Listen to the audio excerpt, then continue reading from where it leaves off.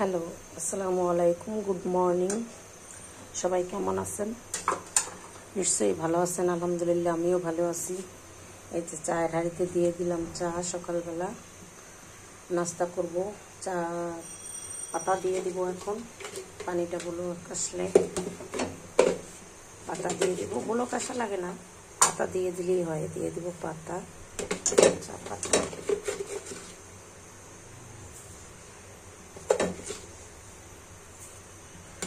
চা পাতা দিয়ে রেখে দেব। এখানে করব ডিম পোস। দিয়ে দিব পরিমাণ মতো তেল।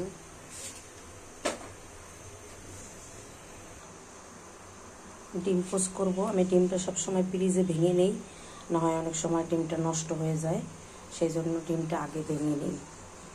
এই আর কি। এখন তেলটা গরম হয়েছে, দিয়ে দিব ডিমটা।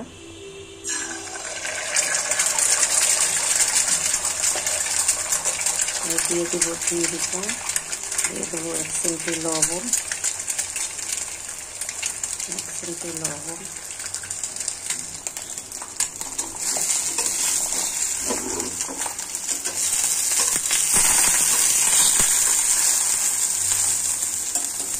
আমি ডিমটা একটু ভেঙে দিই, ভেঙে দিয়ে কুসুমটা যাতে একটু শক্ত হয় তখন আমি ডিমটা খাই। ডিমটা বেশ, ডিমের কুসুমটা আবার নরম থাকলে খেতে পারি না আমি, সেই জন্য একটু ভেঙে দিই। ভেঙে দিলে ডিমের পোস্তা এইভাবে, অনেকে আবার ডিমের কুসুম নরম থাকে, আস্ত থাকে, ওইভাবে খায়। আমি একটু ভেঙে দিয়ে করি। কাপে দুধ চিনি মিলিয়ে নিচ্ছি। এখন দিয়ে দিব চা। চা লিকার হয়ে গেছে, এখন দিয়ে দিব চা। চা লিকার হয়ে গেছে।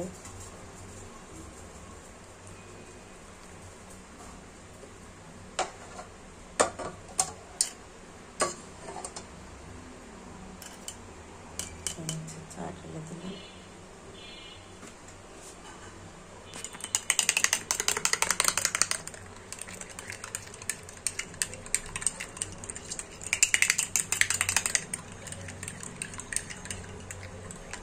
চা ঢেলে দুধ চিনি চুলায় দিয়ে জাল দিয়েও খাওয়া যায়, সেটা আবার অন্যরকম স্বাদ।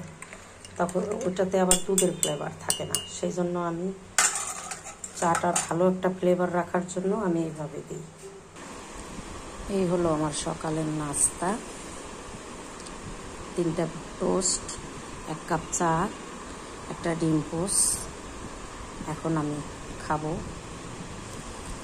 আজ এই পর্যন্তই। সবাই ভালো থাকবেন, সুস্থ থাকবেন। আমার চ্যানেলটা সাবস্ক্রাইব করে দিবেন। সকালে অনেকেই বলবেন যে হয়তো বা সকালে ভারী খাবার খাওয়া উচিত, কিন্তু আমি ভারী খাবার খেতে পারি না। সকালবেলা খেতে ইচ্ছা করে না, সেই জন্য 1 কাপ চা, বিস্কিট, ডিম, এই পর্যন্তই। এই হলো আমার সকালের খাবার, সকালের নাস্তা।